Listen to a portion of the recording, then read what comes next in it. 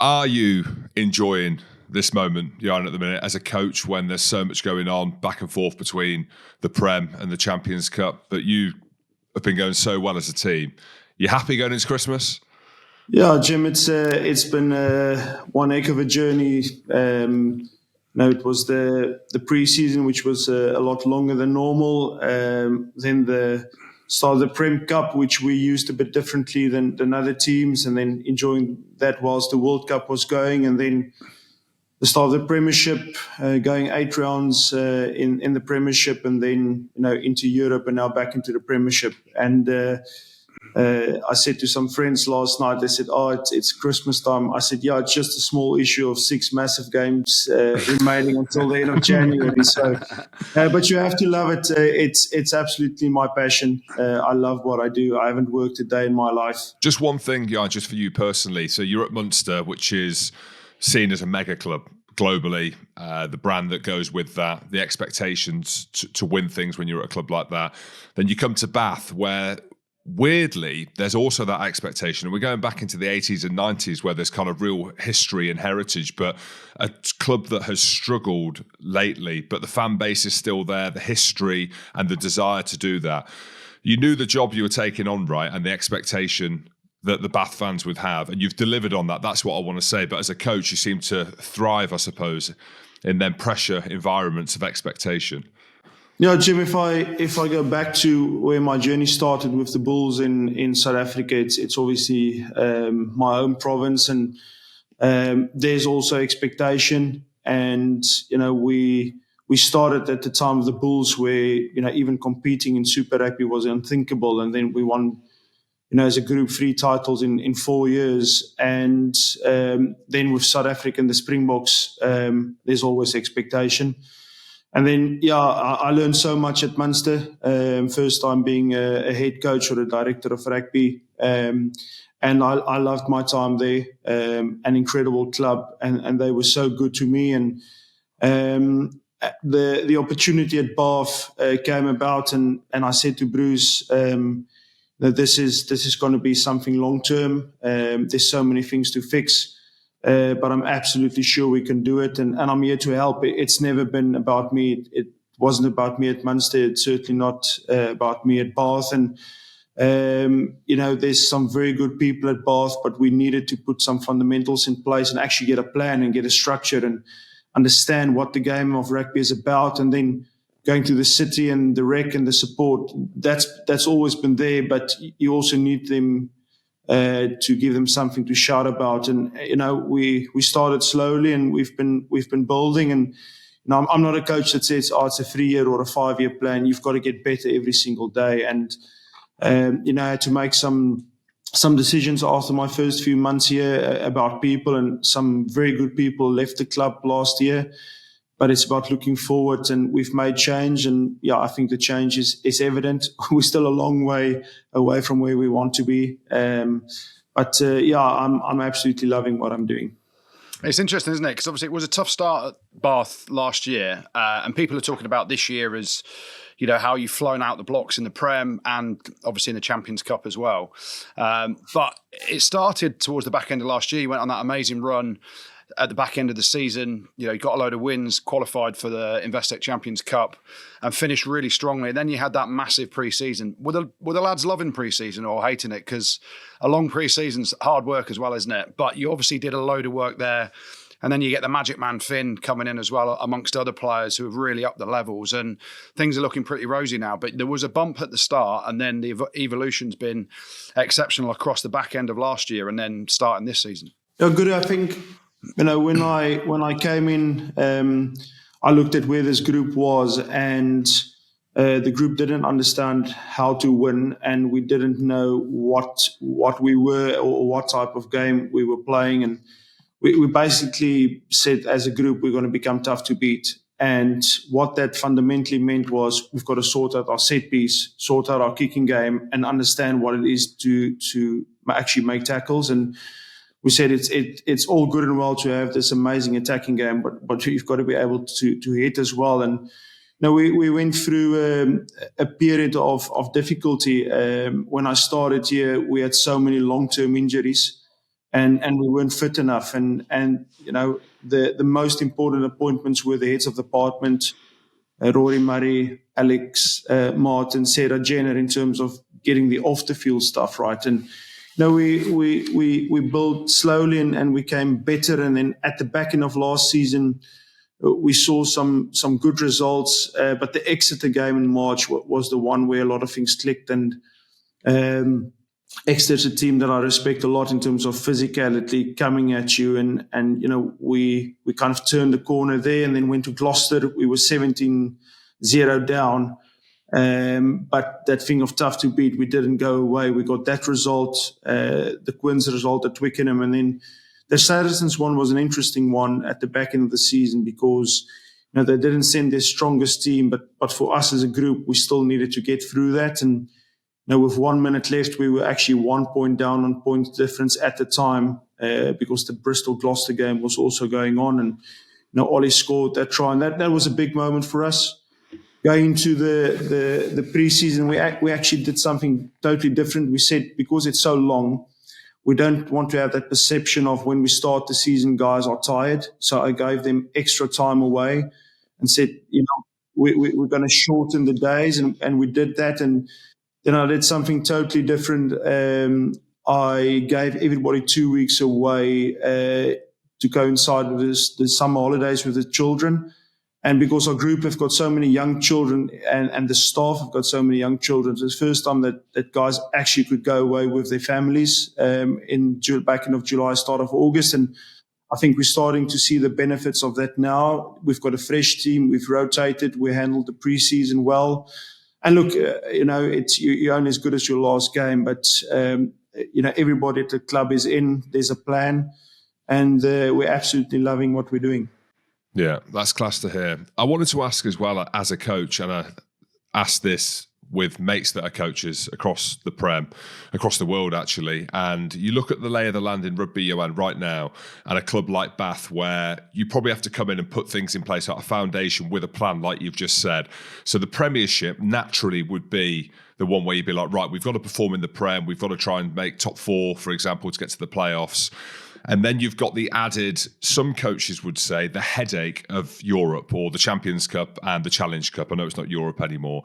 But as a coach coming in, did you see that as not problematic because of the scheduling, but let's just go into the Champions Cup, let's just see how it unfolds in the first couple of weeks? Because this is the big talking point, right? Going week on week, the amount of games that players in the URC and the Prem are having to play. How do you approach that as a coach in a tournament that is so big as the Champions Cup, but yet so difficult because of the scheduling around the games?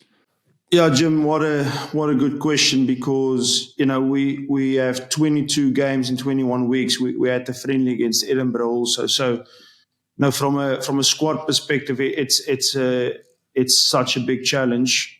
And we've got a theme from a week perspective. We start every week at 0. So we've done all our planning up until the back end of June, but you've got to be able to adapt. And from a Premiership point of view, it's obviously you've got to see where you are at.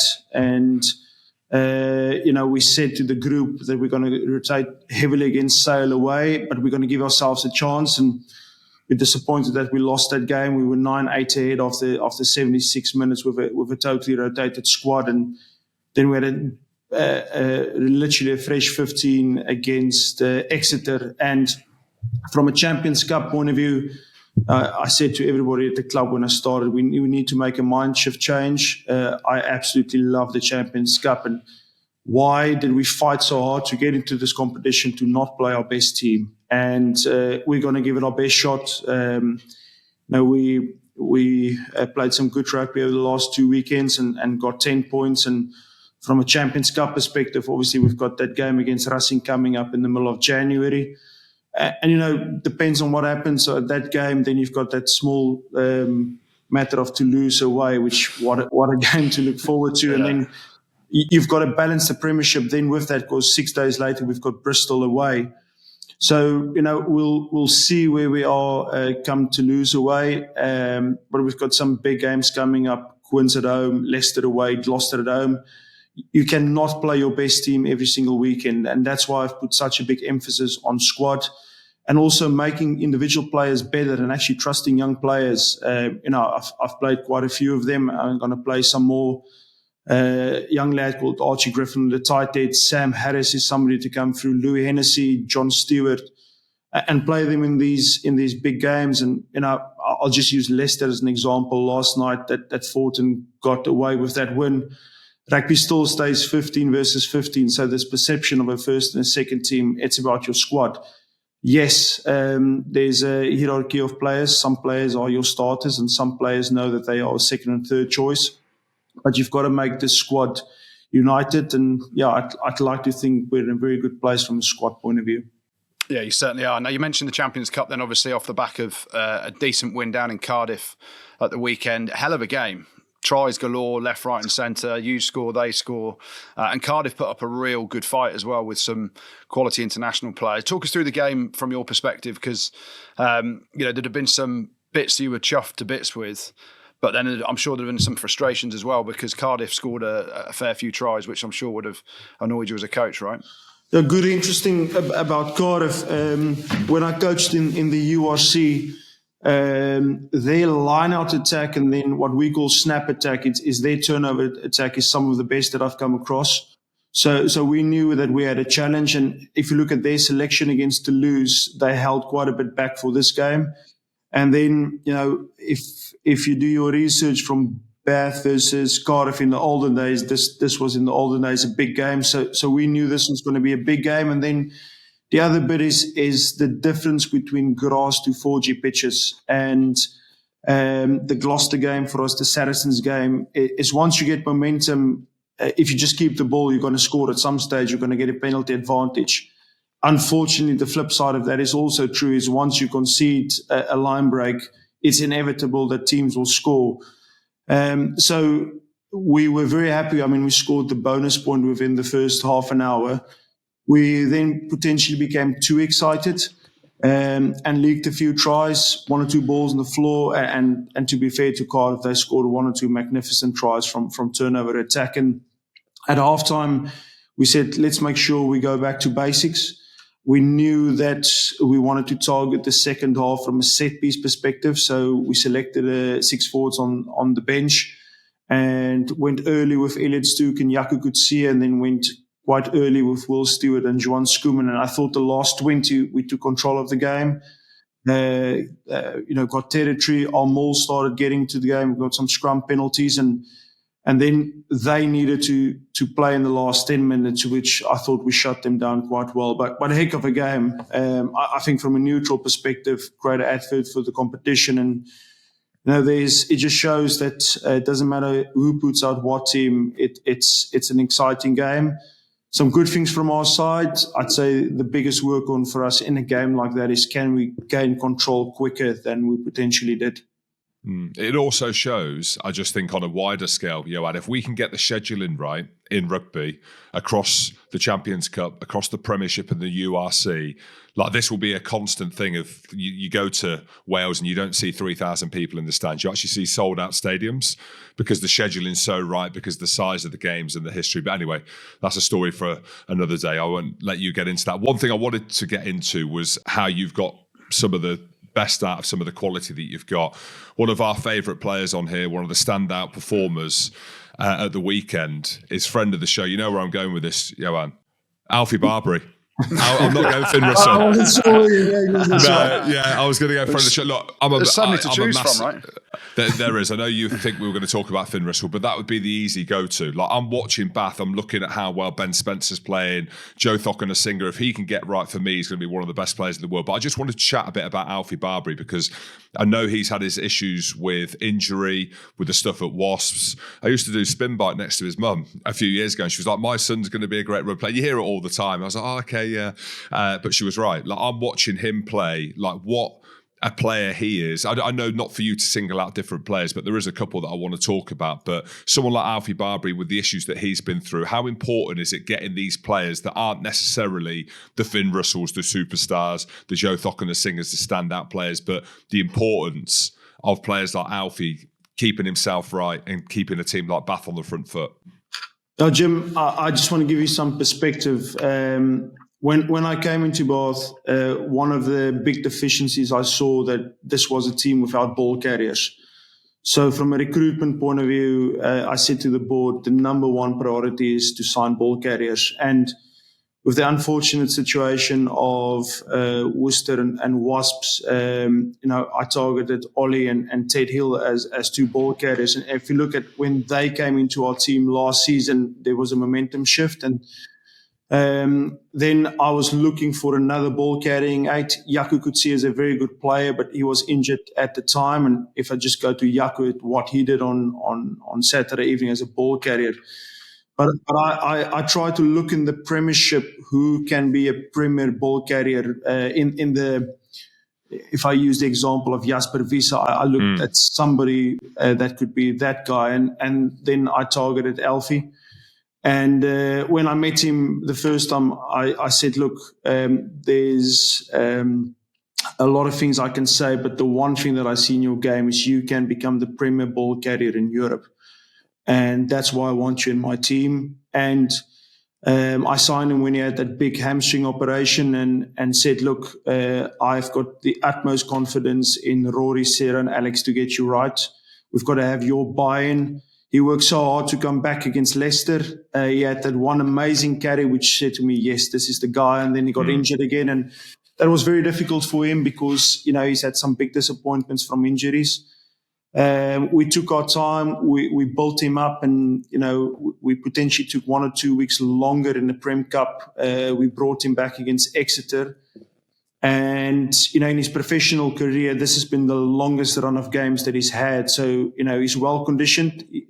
We want to get him fitter. We want to make him even more robust, but he's made a massive difference to us. And he's his own man, but he can carry a ball and he absolutely loves to run into contact. And going back to that tough to beat is I want more of them in my team. And he's been so good in the group. And there was a moment in the Gloucester game when he got hit without the ball.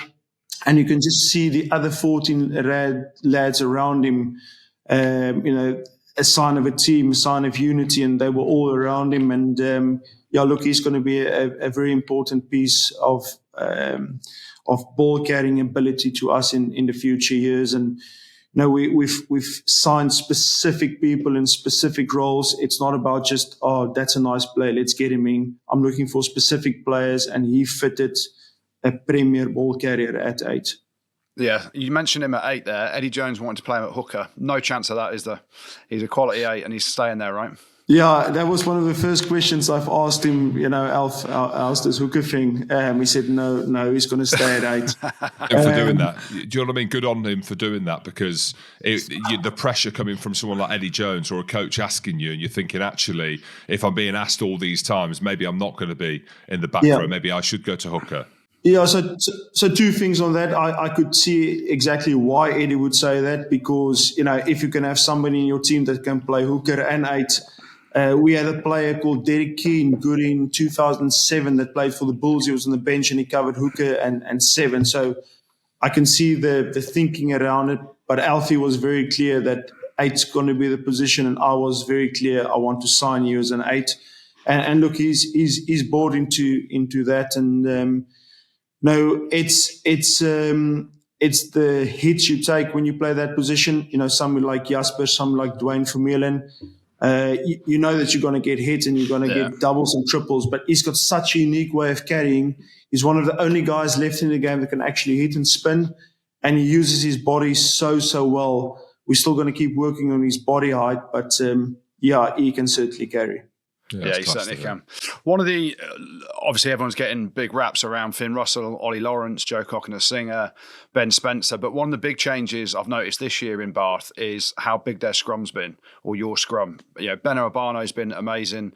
Thomas Dutoy scoring tries for fun, but also locking down scrums. Will Stewart, that's a real threat for Bath at the minute. And where's Thomas Dutoy's try scoring come from? Because he's on fire, right? Yes. I spoke to him yesterday and he said, Coach, I've never scored this many tries in my life. In terms of the scrum, it's something that I've learned in the Premiership. if you want to succeed in this premiership, you need a scrum and you need a maul. And we decided that we're going to spend our money in the scrum. So we retained Tom Dunn, we retained Will Stewart, and Ben Obano is still signed for another year. But then from a salary cap perspective, I tried to do something different. I went to go and look, which in my opinion is the best player in the world that can play both sides of the scrum. And that's why we signed Thomas, because Will Stewart will play international rugby. I believe Ben Obano is good enough to play international rugby, and somebody that can go both sides. And our scrum has been a big weapon for us. And we're not a team that like to play around the scrum. We don't pull out of it. We don't like to walk around. We want to go straight forward. So that's been very good for us. But then again, good in the ball carrying ability. If you look at the ball carrying ability of Thomas, Benno, Will Stewart, that's such a big weapon for us. And if you look at a team like Exeter, I think Rob has signed very well. Is once Exeter gets 5 yards from your try line, it's very difficult to stop. And that's something we've worked on, to get the right plays in the right position 5 yards from the try line. And our props have scored a lot. And specifically Thomas. I think if you look at the try scored against Exeter, big scrum sequence, I think it was 5-6 scrums in their try line, but the speed he gets out of that scrum, pick and goes and score, that was impressive. But happy with our scrum. Also a lot of credit to Stevie Scott. Got Stevie in. He replaced Hats, which is an absolute club legend here at Bath. But Stevie's coming in his quiet way, and he's taken our scrum to the next level. Yeah, Stevie's a top lad. But we're causing you a few issues here as well, Johann, because the agents are going to be clipping this up, and you're talking up these players that are going to be coming in asking for pay increases. But on that, I wanted to talk about Archie Snyman. I don't know what you can and can't say, but he's being banded about. Big news in the week. The headline news is that he's going to go to Leinster and take the 500 Gs, as they call it, the 500,000 big ones. I know you don't want to talk about money, but recruitment's a big thing, right? And we're seeing the quality of South African players that are littered around everywhere. What I would say about him is, he's one of the best players I've coached. He was in the same school as I was. Afis, phenomenal athlete. The things that he can do with ball in hand is incredible, and I don't think the world have seen the best of him yet. Talent-wise, he's one of the best that I've ever coached. All I can say is wherever he goes, whichever team takes him, they're lucky to have him. On top of that, he's an incredible human being. So I've got the utmost respect for RG, and wherever he goes, I wish him the very best. Yeah, I mean, you could see him fitting in at Bath. You can see the South African influence, like I said, that are littered around, like as in they have huge influence. And if he can get his injury profile right, then I agree with you. For me, it's just he's like a younger Jim. I'm not even going to say it. Stop it, Jim. Stop it. But just on his name, how do you say his name properly? Because obviously it's RG. At the World Cup, I called him RG one week, and then I called him Archia. But how do you say it? Yeah, just to clear it up if we're commentating on him. Archia. Okay, got it. Yeah, there you go. Nail it, Jim. You'll nail that. Archia, got it. But what a player.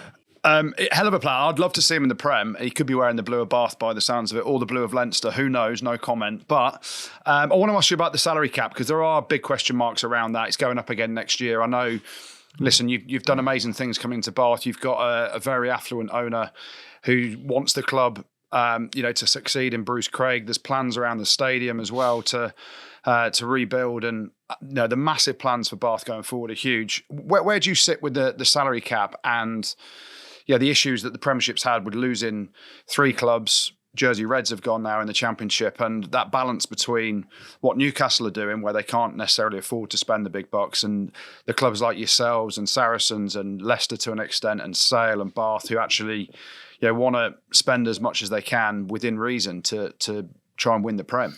I think, Goody, the most important thing is the game, and I'm a rugby man, and you've got to have opponents to play against, and we've got to look after clubs, and we've got to find the way to talk about the great things in the game. And how unfortunate is it that Wasps isn't there anymore? Growing up, I watched Wasps when they were in their prime, and we've got to we've got to look after the clubs that we have. We can't change the past, but we can certainly influence the future. And from a Premiership point of view, if I just look at what the Premiership clubs have done in the last 2 weekends in Europe, it shows that there's a massive amount of quality in the Premiership, and the fact that the league is so tight, a lot of the Premiership club won a lot of tight games.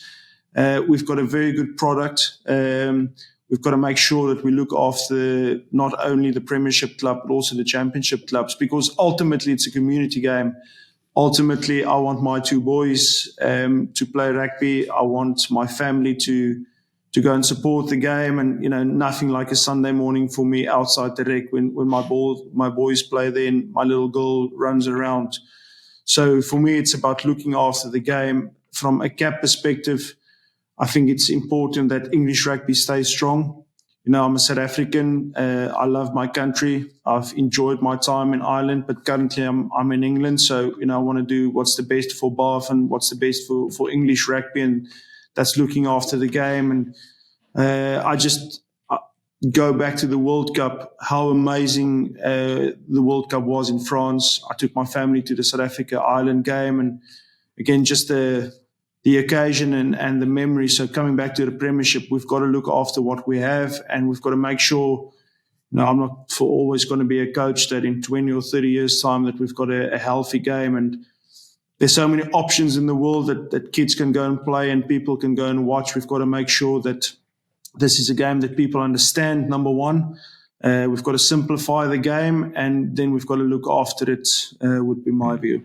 Lastly from me, before you go, you mentioned loving your country there. I know you're in Bath mode at the minute, but there is talk about in the future who could replace someone like Rassie Erasmus. I know Jacques is at Leinster.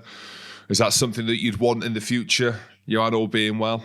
Like dream, as in dream scenario here, Well, look, Jim, I've been very fortunate to coach 74 test matches with the Springboks as an assistant coach, and that's the ultimate thing to do, represent your country. So, if that ever becomes an option, I'd love to be part of the South African setup again. And the reason why I left South Africa and went to Munster and came to Bath is become a better coach and experience something different. And rugby is such an amazing game. You learn from the best in other environments. So I'm trying to get better, and I'm trying to enjoy the journey. And if that ever comes along the way in the future, I'd love to do it. But the Springboks are incredibly special, and you've got to deserve that. So, yes, it's a dream of mine to coach my country one day. But Rassie's done an incredible job. The Springboks are the double World Cup champions. So, love to get involved in that